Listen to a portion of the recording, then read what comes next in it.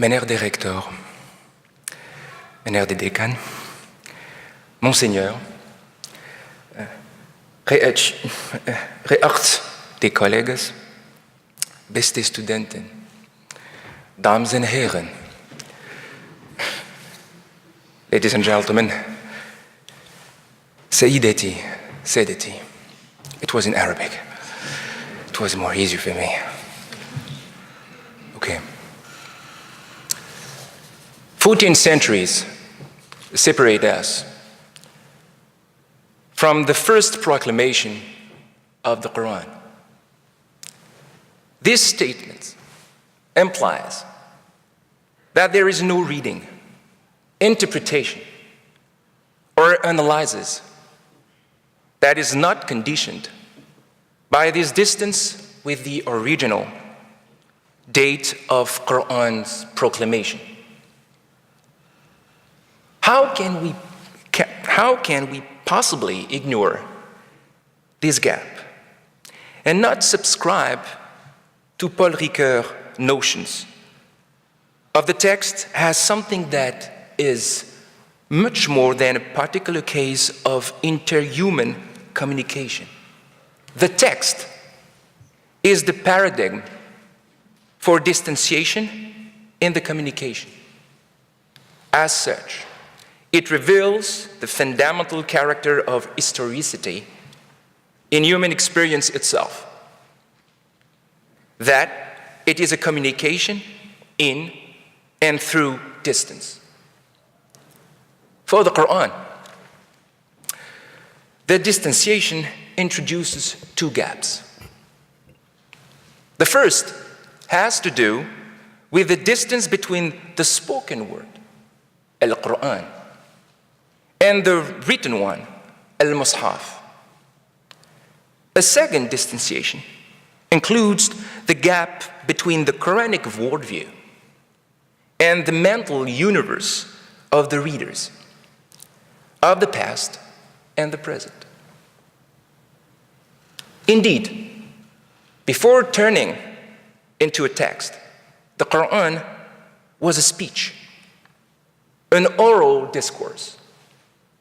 Today, there exists a large consensus among the Muslim tradition and Islamicists for considering the text, the Quranic text, as fundamentally the result of an oral manifestation.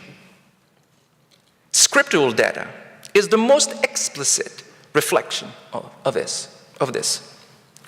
The term Quran itself is a verbal noun derived from the root qaf, ra, hamza, which designates the action of reciting.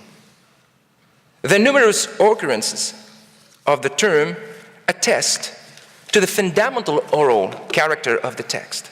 Among them, this verse, وَإِذَا قُرِئَ الْقُرْآنُ فَاسْتَمِعُوا لَهُ وَأَنْصِتُوا لَعَلَّكُمْ تُرْحَمُونَ. Translation. While the Quran is being recited, then listen to it. And pay attention that you may receive the mercy. In the same manner, the innumerable rhetorical procedures mentioned in the Quran, like the imprecations, wail, huwantiya, injunctions, qul, say, apostrophes, ya ayyuhan nabi, O you the prophet, and other stereotypical formulas are evidence of the primary oral nature of the Quran. Muslim tradition emphasized the eloquent scriptural data as an attribute and a part of the Quran. For instance, a hadith from Bukhari's collection tells the following story. Every time the angel Gabriel appeared to God's messenger, he would listen to the angel, and once he had left, he would recite the Quran exactly in the way the angel had recited it. Here we understand clearly how the Islamic tradition presents the memory, some mythical mise en scène, of course, of the Quranic revelation as proclamation delivered to Muhammad. But the Islamic tradition is also witness to this first dispensation, that which separates the oral proclamation, the Quran, from its completion as a written collection, Mus'haf. The Sunnite and the Shiite tradition have given different and times contradictory accounts of the passage of the Quran from the oral to the written.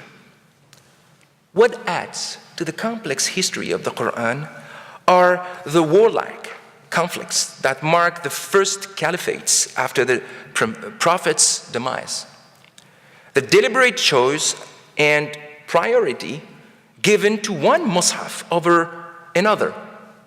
وقالوا كان القرآن كتبا فطرقتها إلى واحدا.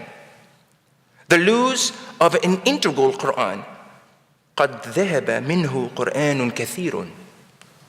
The appearance of a plurality of readings, قراءات, and the orthographic reforms that claimed to elaborate the existing scripts. Nothing in this history allows affirming with certainty that the event of the Quranic discourse was transposed scrupulously and in its totality to the text that we know today. To the contrary, all evidence compels us to think otherwise. Even the data based on by the tradition itself confirms the contrary to this statement.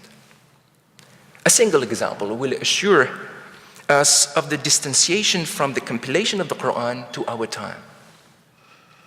The most widely distributed Quranic Vulgate does not contain two surahs, two chapters of the Quran, one named the Separation and the other one the Hest, despite their presence in an old codex called Ubay.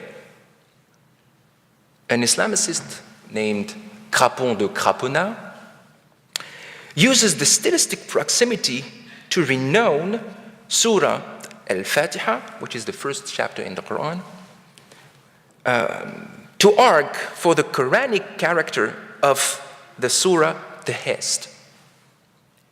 Beyond the thematic and stylistic convergence, Crapon de Crapona writes, from the purely metric consideration, the two prayers are incontestably Quranic in nature. One needs to inquire into the reason behind the inclusion of one surah and the exclusion of the other in the Ottoman Vulgate. While the issue is still being debated, the latter example is indicative of the first dispensation. The transmissions process from the oral to the written does not necessarily imply full and unquestionable loyalty to the event's original discourse. In addition, even if the transmission from the oral Quran to the written text had been done accurately, nothing of the final text can ever recreate the intonation, resonances, the gestural expressions, or the expressivity of the oral proclamation. The passage from oral to written is also characterized by an inevitable impoverishment of the text from information belonging to a first context, which is irretrievable lost. In other words, this first distanciation underlines that oral performances are discursive events that are always altered. Far from being unique, this first distanciation is followed by another decisive distancing process. This time, the process includes all the readers, listeners, interpreters of past and present. Irremediably detached from the first event, where the speakers interacted with the present audience as well as with the situation, the ambience, and the circumstantial milieu of the discourse, could one say that people of our century would have the same perception, the same hearing or reading of the Quran as those who read or heard the Quran for the first time? Would the person of today understand the links that we understood, the implications and the allusions, considering that these same links appear to us so complex or obscure?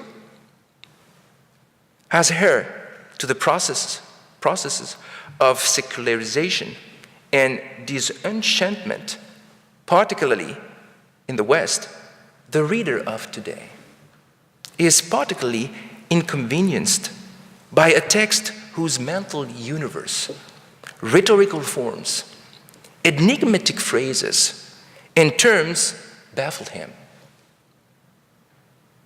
It is definitely this disappointment that drove a host of famous writers or Orientalists to look down upon and negatively describe the place occupied by the Quran. Their readings, which judged the Quran to be difficult, boring, or chaotic, clearly reflects their modern reading, which was foreign to the religious sentiments, feelings of a believer, on the one hand, and was modeled after their own cultures on the other.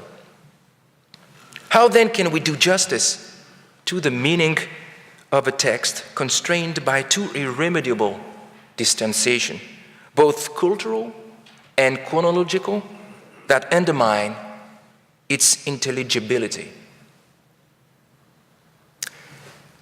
In our attempt to read the Quran, another decisive question arises: the absence of a critical edition of the Quran. In the 1908 article titled "The Strophic Structure of the Quran," the eminent Viennese scholar of Arabic poetry, Rudolf Egengeyer, emphasized the urgent necessity to establish a critical edition of the Quran. He writes, "The whole science of Quran study is forced to operate on very insecure ground so long as a principal requirement to its apparatus is lacking. That is, an European edition of the Quran that is really scholarly, meeting all the demands of criticism and containing all relevant historical, philological, religious, and liturgical material set out discursively and with the appropriate comparisons."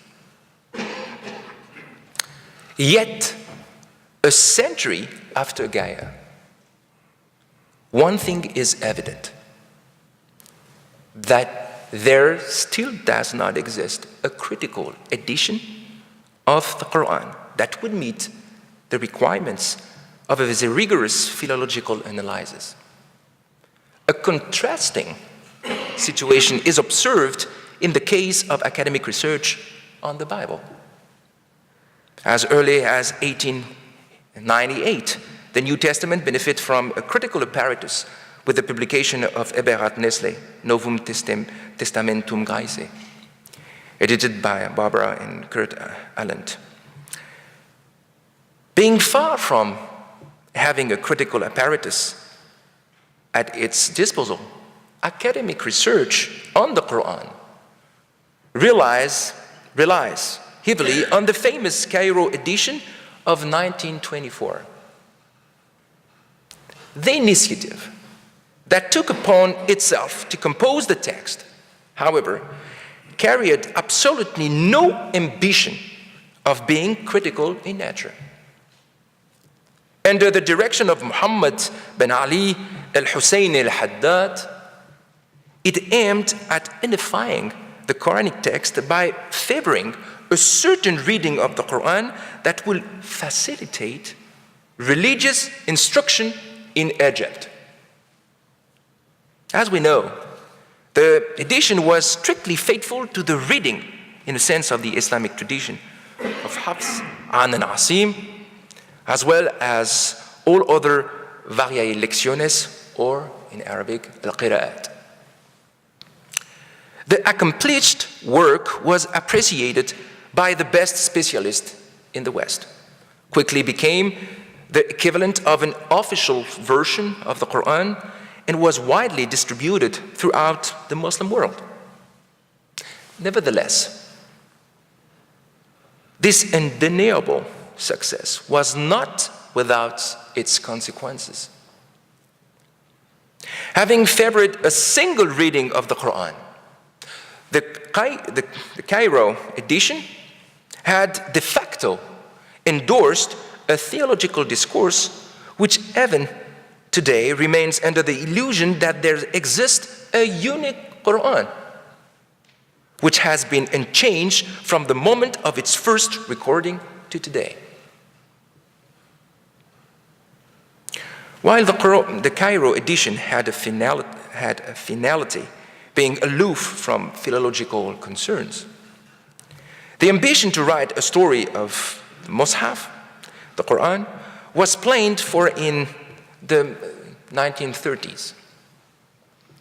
Under the leadership of three famous researchers, Godolphe Bertrasse, Arthur Jeffrey, and Otto Presle, it was decided that a critical apparatus be established in support of the methodical work that followed the meticulous research done on the oldest known manuscripts. The successive and early death of both Godolphe Bertrasse and Otto Presle unfortunately put an end to the project. In addition, the alleged destruction of the Munich archives during the Second World War bombardments contribute to the lengthy delay of such an initiative. In reality, the delay proves that the archives housing the famous microfilm collection of Quranic manuscripts were preserved. In fact, they remained in possession of Anton Spitaler for several decades without him ever resuming the project. Since the 70s, numerous books have appeared on the genesis of Islam and its founding book. All these accounts of the Quran's genesis have been based on uncertain grounds, in the absence of a critical edition and against a scientific orientation that is itself considered to be too subservient to narratives recounted by Arabs. Among these are the celebrated books of Gunther Lulling, 1972, John Wansbrough, 1977, Crone and Cook, 1977 also, Neville, 1982, and more recently, the work of Christoph Luxenberg, 2002. Without underestimating the singularity both of content and methodology of each of these works, one can say they are all witness to the same historical skepticism that was ushered in by Goldziher, Lamens, and Catani at the end of the 19th and the beginning of the 20th century. The above-mentioned researchers, as part of a revisionist approach, wrote a completely different story of Islam's origins from that of the traditional Muslim scholarship. They propose to understand the Quran not on the basis of information from the life of Muhammad the Prophet or from exegetic literature. Rather, they prescribe the use of two dominant methodologies in understanding the Quran, a philological and a literary one. These two methodologies follow two iconoclastic hypotheses made about the Muslim traditions. The first was proposed by Gunther Lulling and the second by John Wansbrough. The first presupposes the existence of a proto-Qur'an or Ur-Qur'an. According to this hypothesis, the founding text of Islam reportedly had a primitive form that was issued from pre-Islamic Christian hymnology. Pre-Islamic Christian hymnology. This thesis by Gunther Lulling is also assumed by Christoph Luxenberg, who in turn emphasizes the decisive influence of Syriac liturgy.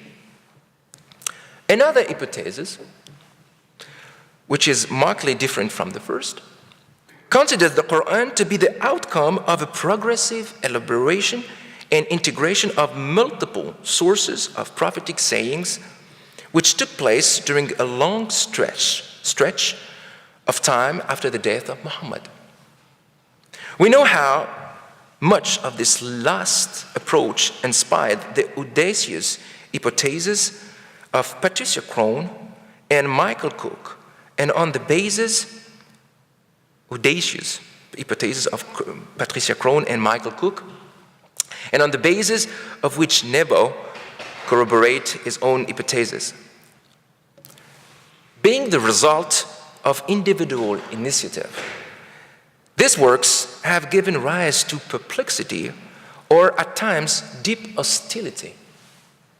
In addition, the numerous and at times irreconcilable divergence on the account of Genesis and history of the Quran have led many specialists to call the contemporary state of Quranic research as one of confusion, crisis, or chaos.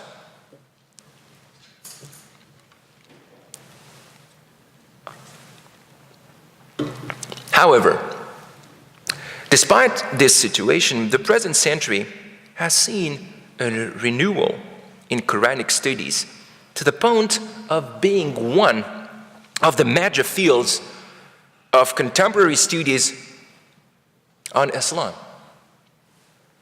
This vigorous study of the Quran can be illustrated by a significant increase in the number of publications, dissertations, seminars, and study projects dedicated to the Quran. Prompted by a renewal of sources as well as methodologies for analysis, this growth has led to an hermeneutic debate and a redefinition of research topics. The rapid expansion of Quranic research is most importantly the result of the proliferation of sources, be they manuscripts, epigraphs, or less importantly, of archaeological nature. In effect, since the discovery in 1973 of Quranic manuscript in Fels ceiling of the Great Mosque of Sana'a in Yemen, researchers have been in possession of valuable materials. While no complete edition has yet emerged, some suggestive but fragmentary studies show the indisputable antiquity of these sources. Parallel to the exploitation of manuscript in Sana'a, one should add the rediscovery of microfilms containing photographs of ancient Quranic manuscripts produced by Godolphe Bertrasse. According to my dear Dr. Walter Claude Gilliot, some 9,000 photos of ancient manuscripts of the Quran and around 11,000 photos of books on Quranic disciplines from the first 5 centuries after the Hijrah have been compiled by the Commission of the Quran of the Bavarian Academy of Sciences. Formerly in possession of Anton Spitaler and entrust to Angelika Neuwirth, they are now operated under the Corpus Quranicum project in Berlin. Finally, the recent publication and use of preserved manuscript should be mentioned, this time in the major European libraries, and mainly in the framework of the Amari project. One of the most telling examples of the use of manuscript is the reconstruction by the professor François Desroches at Collège de France of the codex named Parisino-Petropolitanus, one that brings copies dispersed mainly in two public collections, in Paris and in St. Petersburg. Dating back probably to the 1st century of Islam, this manuscript, 28 boards are presented, shows the state of the original text of the Qur'an, spelling and textual particularities, and the circumstances in which the canonical version took shape. This work shows the weak position from which the idea of a late development of the Qur'an is defended. In contrast, the author argues that the written corpus was put together very quickly after the death of Muhammad and underlines the decisive role of oral transmission. This renewal of sources is not limited to Quranic manuscripts. Medieval texts from Muslim tradition, which have been neglected, prove crucial for tracing the history of the Qur'an. I think mainly of the work Muhammad Ali Amir Muazzi from l'École pratique des hautes études in Paris, whose work revolves around the Shiite tradition. In a recent book, the author completes our knowledge of the context in which scriptural sources of Islam developed by employing 3 lesser-known works of ancient Shia. Amir Muazzi also shows that the reading of the Quran never took place in a polemical background of warlike opposition. Similarly, he is of the view that the solicitation of sources outside the Muslim tradition brings about a nuancing or a questioning of the tradition's narratives. Alongside this work on early manuscripts research and archaeology surveys in the Arabian Peninsula, although recent and excluding the Hijaz regions, offers the historian first-order data for understanding the context of Islam's emergence. Excavations in Qaryat al-Faw in Arabia Saudi in 1970 had already revealed the penetration of Hellenic influence to the heart of Arabia. Other discoveries, mainly from excavation in Yemen, have revealed to what extent this geographical area has experienced a succession of rich civilizations since the height of antiquity. But it is undoubtedly the proliferation of epigraphic discoveries that has had the most spectacular results. Thousands of inscriptions offer information of the linguistic, political, religious, and economic situation that prevailed for more than 2.5 millennia. Among them, numerous inscriptions reveal some original aspects of the early days of Islam and through light on what Frédéric Imbert has named le Coran des pierres. In the face of these new sources and the development of humanities, specialists take recourse to state of the heart analysis and techniques, as well as theoretical concepts often unheard of. Thus, the revival of Quranic studies involves in itself an evolution of uses and methodological tools.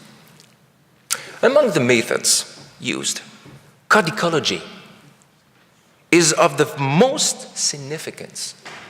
This discipline, as we know, aims at decoding and assessing manuscripts, dating, localization, and evolutions. It also seeks to analyze the materials and manufacturing techniques while studying the transmission process of both text and copy centers. In addition, the use of radiocarbon dating and the technique of ultraviolet photography have proven to be very useful. A telling example of the contribution of codicology is illustrated in the recent book by David Powers. In this book, the author examines the meaning of the mysterious word in the Quran, kelele, appearing twice in the Quran. First in the chapter 4, verse 12, and again in chapter 4, verse 176. He proposes to solve this problem of this meaning of this word on the basis of a manuscript review found in the National Library of France, 328A, and written in Hijazi script, second half of the 1st century after the Hijrah. A paleographic and codicological analysis indicated that the consonant skeleton, in Arabic, the ras, of chapter 4, verse 12, was revised, so that the meaning of the word and the verse had undergone a radical transformation. The modification must have been done with the intention of clarifying an initially incomplete verse that deals with inheritance laws. This problem was solved at the time by adding complementary legislation at the end of the Surah An-Nisa, chapter 4, which is now the verse 176 in the chapter 4, the second place where the word kelele appears. This is just one instance to illustrate how codicological analysis contributes to the history of the Quranic text. In addition to the advances in our knowledge of historical documentation, contribution by structural analysis allow us to reconsider the formal and compositional singularity of the Quran. The frame of reference considered for the Quran from this approach is no longer diachronic but synchronic. Analyzing the text as it appears in its final state, many works have used semiotic, narrative, semantic, and rhetorical methods for analyzing the Quran. In this regard, particularly the 12th surah, entitled Joseph, was the subject of suggestive studies. The introduction of these methods of analysis had led to the use of concepts such as intertextuality, intratextuality, or metatextuality, concepts that, or counter-discourse, concepts that are primarily used in analysis of literary discourses. For example, the rhetorical analysis initiated by Michel Kuipers familiarize the reader with the relational dimension of the text in both its internal, intratextual, and external, intertextual dynamics. Interested in organization and mapping the text, Kuipers applies the rhetorical analysis used in biblical studies to the 5th surah, 5th chapter in the Quran, Al-Ma'idah. The use of this approach to analyze the Quranic text highlights two important facts. First, the surah bears witness to the covenant of God in the Bible. This finding is based on the many biblical references which mark the surah, the covenant with God, the interpretation of legal and narrative genre, the call to obey the law, and which undoubtedly have their foundation in Deuteronomy. Second, there are strategic passages arranged in the center and characterized by their universal message. Kuipers argues that passages placed in the center of textual units contrast with other passages rhetorically placed in the periphery. Centrality highlights and grants the passage's special importance. They seem to have acquired value principles for the interpretation of all the other circumstantial verses that surround them. The author concludes with the ethical and universal significance of these passages, 9 verses, that contrast with the rest of the surah that has a limited and frequently controversial character. As the method makes clear, the synchronic approach relies exclusively on the recipient or canonic text. It contrasts clearly with the diachronic approach, which remains true to the historical critical method. These differences causes a reassessment of the question of the meaning of the text. And that involves an hermeneutic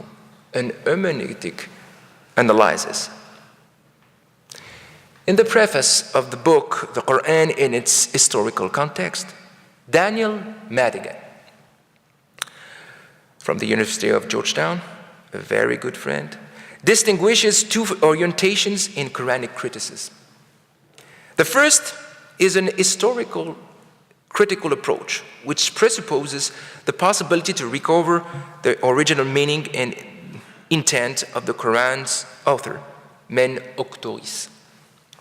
On the other hand, the second approach maintains that interpretation is only possible through the community of believers, mens lectoris, who in every age read, reactualize, and update the meaning of the Quran as a canonical text. Since the 80s, these 2 more or less antagonistic positions have been the subject of a debate between the proponents of a reading of the Quran based on the exegetical literature and other specialists convinced of the potential reconstruction of the original meaning of the text. The latter view was defended by Watt and Bell, who in 1970s encouraged putting aside interpretations of late Muslim commentators, for they seem to have been influenced by theological developments much later than the death of the Prophet, and striving to understand the same meaning that each passage had for the first listener.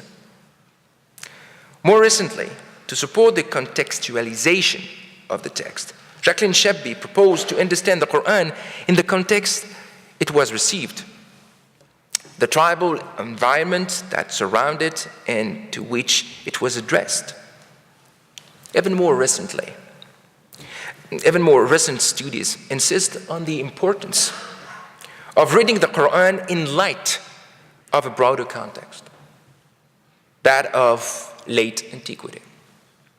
It is specifically the interaction between parabiblical literature and the Quran that is reconsidered. This research perspective is defended today by Angelika Neuwirth in her 2 recent books and by Gabriel Saud Reynolds. While these 2 authors differ fundamentally on the place given to the chronological reconstruction and the approach to interpreting the Quran, both campaign to break away from a reading exclusively attached to the Muslim exegetical tradition. In light of these methodological, and hermeneutical considerations, several questions and general issues arise, some of which are not new to the discussion. First, is it possible to reconstruct the history of the text of the Quran in one terms? How to assess the reliability of Arab sources, which are often contradictory to one another? How to deal with the complexity of the oldest manuscript of the Quran, the text of which vary significantly from the Cairo edition?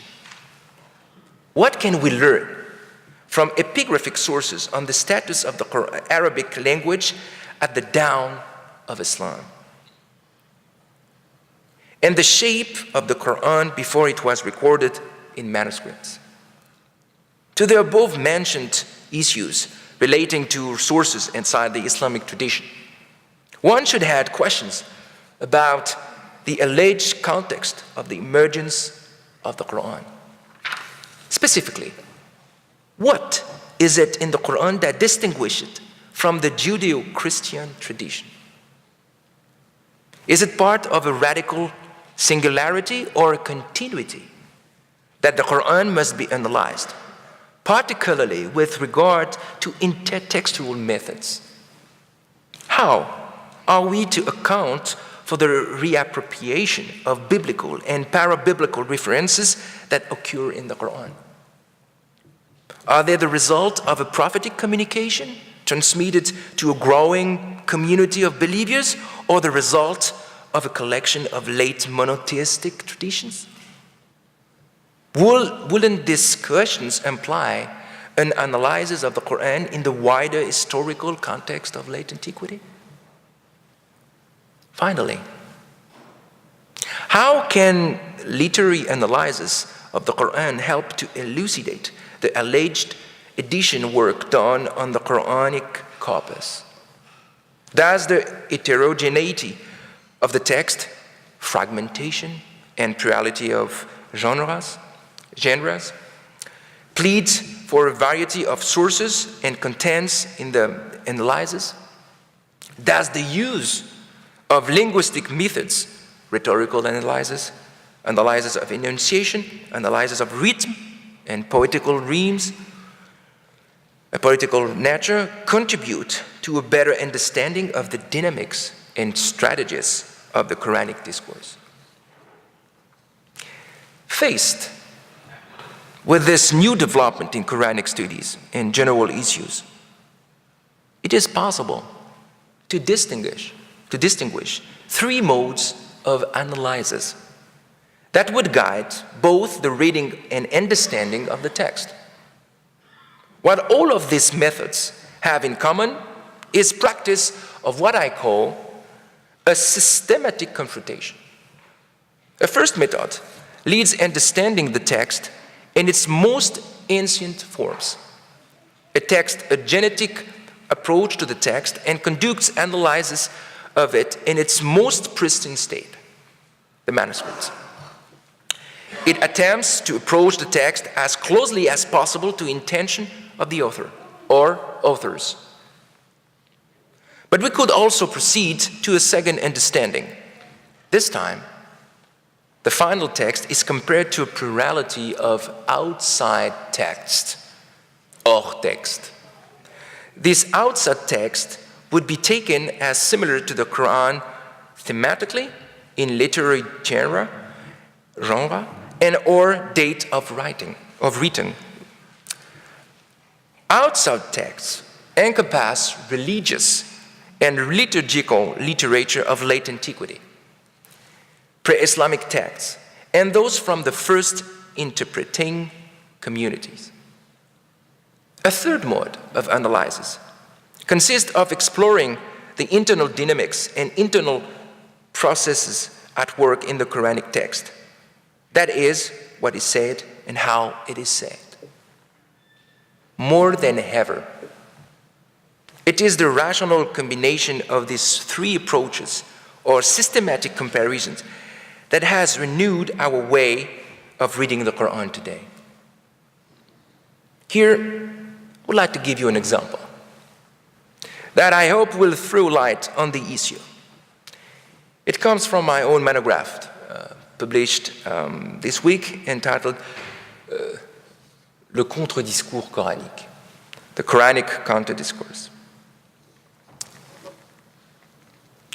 At the art of the analysis lies a singular literary form, the counter-discourse. What it means? The counter-discourse is the discourse of the Quran's opponents, mentioned in the Quran itself. The counter-discourse are easily identifiable as direct reported speeches of the opponent introduced by the verb say. They say, and reply to them. The counter-discourse is the introduction, the moment where we can hear the voice of the opponents just after they say. I propose to methodically examine this opposing voice. Not wishing to be too worldly, I only mentioned one result of our analysis that highlights effective discursive strategies. This includes anonymity. First, anonymity. Not naming the opponent reduces it in rank. In addition, anonymity expands the circle of potential persons who might raise the counter statements. It creates solidarity between the speaker and the listening believers, all of whom opposed the implicitly summoned and recognized adversary. Second strategy after the anonymity, the timelessness. Not designating the adversary allows for a reactualization of the controversy at each reading or listening of the Quran. The lack of a specific historical context reinforces the significant lack of proper names, with a few exceptions, with the effect that the figure of the opponent is displaced and oriented by the text itself.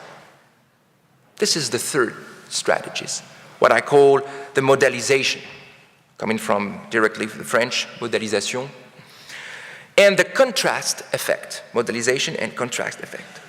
Not designating the adversary means building the identity of the latter from the statements modalized in the text.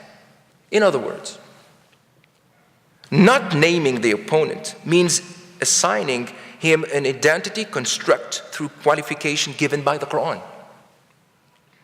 As part of the polemic, this identity is developed around not only varying and derogatory epithets, but also staging elements, often very brief, to the detriment of the opponent. Fourth strategy, distancing. Reporting what opponent has said always involves dissociating from their word. The reporter of the adversary's statement distances one from the deviant word being reported. The last strategy, the fifth one, dramatization. Distancing is fully at work in dramatization of the event.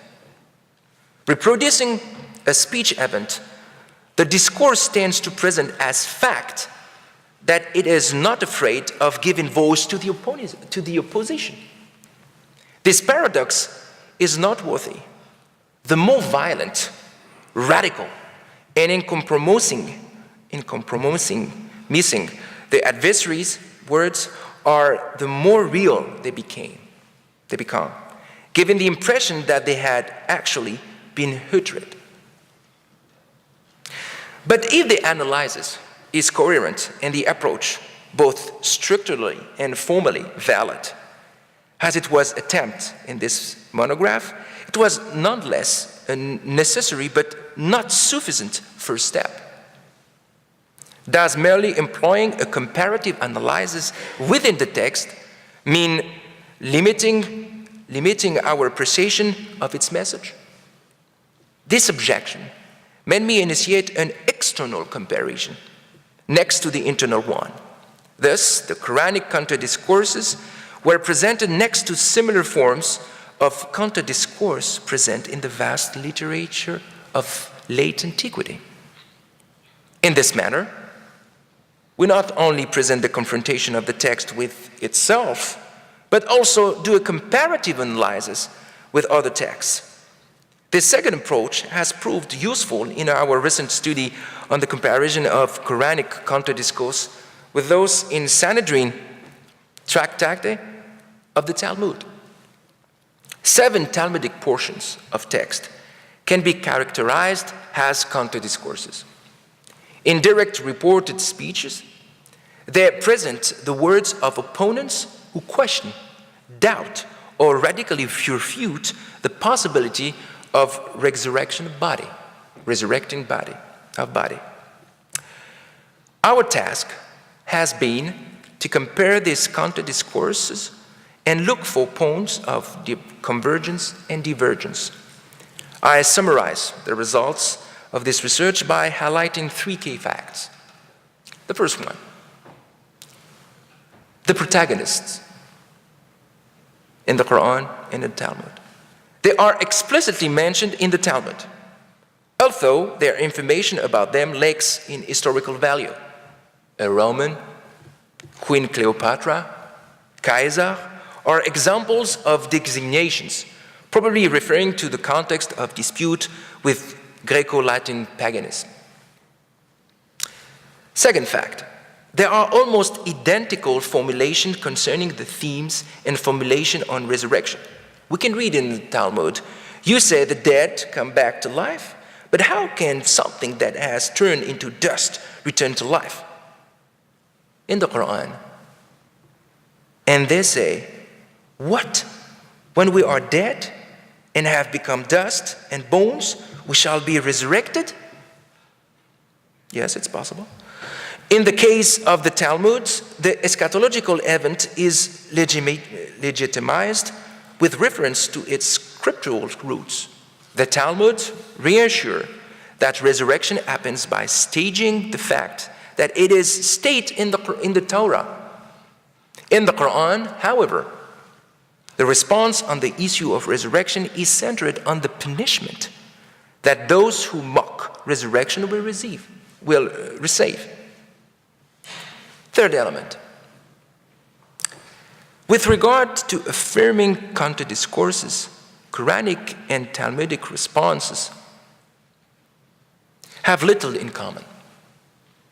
While the Quran insists on condemning the opponents and punishing them, the text of the Sanhedrin works primarily to legitimize the principle of resurrection, indicating the biblical passages that justify it. These observations support our finding that by not opposing designation for the opponent, the Quranic discourse decontextualizes the polemic, thereby universalizing it.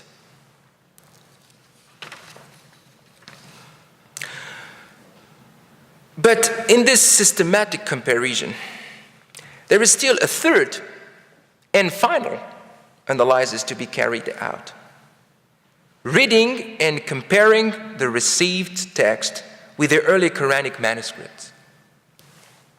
Making use of the recent work by Asma Ilali, François Desroches, and Gert Puyn, we have had the opportunity to study the earliest Quranic manuscript in the absence of a scriptio plena. The first witnesses of the written Quran do not make a distinction between qala, they say, and qul, say. The reported speech, they say that, and the famous injunctions, tell them. injunction قل. Comparing various manuscripts with different backgrounds determines the scribal work of vocalization. It reflects the evolution of writing. As mentioned before, the reasonable combination of these three approaches, or a systematic comparison with them, has renewed our way of reading the Quranic text, the reading of the Quran today. As we saw, the renewal is based on revival of critical research on the Quran. This growth, we recall, is explained by the significant expansion of our sources, written, epigraphic, and archaeological elements, the development of new methods of analysis, codicological, rhetorical, and linguistic, and the presence of the still debated hermeneutical reflection. Dear friends, I would like to conclude by exposing the direction of my future research. I will, and you will forgive me, this deliberate silence, evading the precise and tedious description of several research projects that I wish to conduct on the Quran in the coming years, particularly one I have called Mapping the Quran. I would put more modestly towards the philosophy behind our critical work on the Quran. Three keywords are, in this case, of great importance. The first one is freedom. The second one is responsibility. And the last one, dialogue. Regarding the first term, freedom, to which I had intellectual audacity, we should not forget that in 1982, Muhammad Akhun dared to pose a question by titling one of his articles, "The Quran's Problem of Divine Authenticity." The author had already stressed how he wanted to settle the problem of divine authenticity of the Quran in the vain and socio-political dangerous Islamic climate. Hey, I just want to underline that this man was free, express his freedom through this question. In fact, his title was more interesting for the question it posed than the answer it provided. It raised interest precisely because it questioned the nature of the Quranic phenomenon in innovative terms. The absolute freedom of the researcher with regard to his object of study must be defended. Why? Well, because it is the space of freedom which ensures that Muslim theology reinvest deeply and extensively in its multicultural essence. How? By doing what it has always done, but which has either slowed down in pace or has been abandoned out of complex reasons. Rethinking Islamic theology at the time of growth in critical approaches on the Quran is an historical opportunity that must be seized. Nasr Abu Zayd was its most striking example, whose readings of the Quran as a literary text are particularly inspiring. I would like to add that the historical method is central here, as it helped to elucidate, for example, the participation of the first faithful communities in writing the Quranic text. It is also crucial for understanding the historical steps that have served as a prerequisite for defining in developing Quranic principles and teaching. It is urgent to give the historical approach a determining place here. Indeed, history is the discipline par excellence that obstructs essentialist ideologies from making Islam an historical object. It is a weapon of reason, a methodological tool in the face of ideology's brutal and bloody excesses. This last remark prompts me to mention this second term, that of responsibility. Critical analysis of the Quran has never been so urgent. The latest tragic news reminds us of the urgency. I speak of the urgency especially because I am French and Tunisian, two countries that have been victims of the most abject acts of terrorism. It is the responsibility of the researcher to expose the anachronistic discourses, ideological instrumentalizations, and imputations of historical memory. Recently, I somehow abruptly told my students, the Quran doesn't exist, but only interpretations of it. It is important that we remember the polyphony of interpretations. Identifying archaeology and historical developments serves to ensure that no interpretation is deemed absolute. It is the role of the Islamic scholar, especially in the Arab Islamic sphere. This is without doubt the intellectual commitment of my life, of a lifetime, and of my lifetime. I would like to conclude with the beautiful word dialogue and give an observation. The field of critical research on the Quran in the West has a long history filled, as we have seen, with controversy. One of the most haunting opposition takes the form of a suspicion. Critic practice in the West would be destructive to the Islamic faith. It would also be a new form of arrogant Orientalism or intellectual colonialism. This tenacious suspicion has an unfortunate consequence: mutual ignorance in academic work of both the Western and Islamic universities. One can ask if the two have nothing to offer to one another. Is sharing their expertise impossible?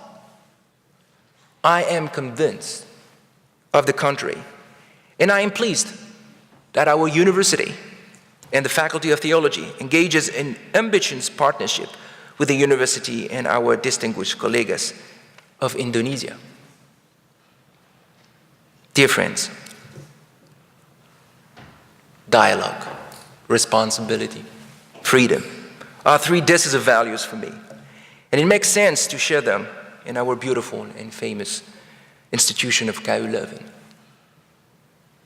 Before I finish, I would like to thank all of you, because it's a beautiful weather outside and you are here. Sorry. So I would like to thank all the persons who organized this event, and I have to thank my colleagues, of course, and my wife. And I would like to thank, Sammy and Sarah, just here, my beautiful monsters. Sammy, you didn't scream my name. Really, thank you, Sammy. Thank you very much, friends. Well, thank you. Assalamu alaikum wa rahmatullahi wa barakatuh. Thank you.